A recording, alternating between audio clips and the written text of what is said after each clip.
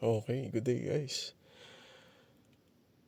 Toyota Innova 2026. So this is the XE variant.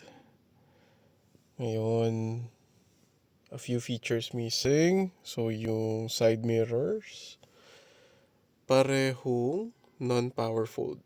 So it's manual fold, pero natitilt mo naman yung mismong mirror. So we will upgrade that today. The same goes with the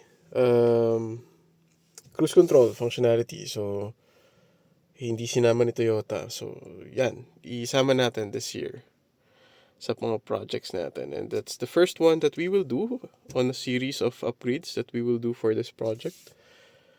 So samahan niyo ako guys. Thank you.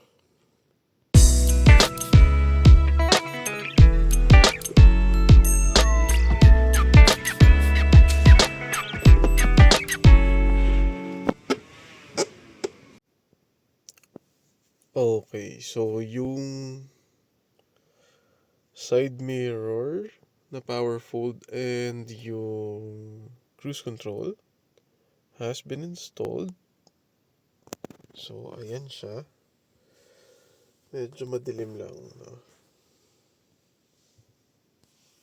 Pero siguro ayan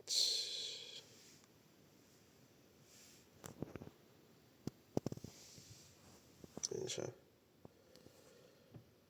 Installed, and then power side mirrors.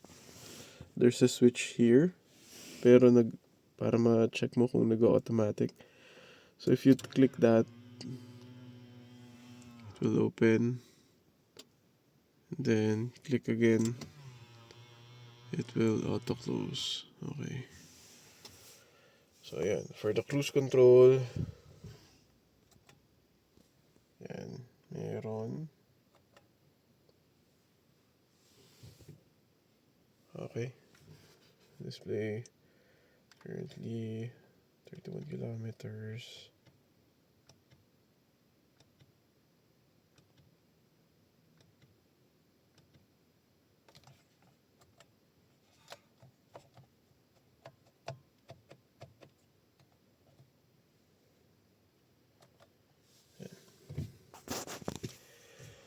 So yun lang. Maybe we will test the cruise control as soon as we go out, pag nakuha na natin yung rehistro. Pero for now, feedback siguro, very long process. Took Sir Mark around 4 hours. Actually, 4 hours and 5 minutes. Mga ganun. Kasi saktong alas 12 siya dumating. Maingat sa panels. Also, no cutting, no splicing talaga yung ginawa. And kita mo na na parang sariling sasakyan kung tratuhin yung sasakyan mo. So yan. Really happy. Very convenient.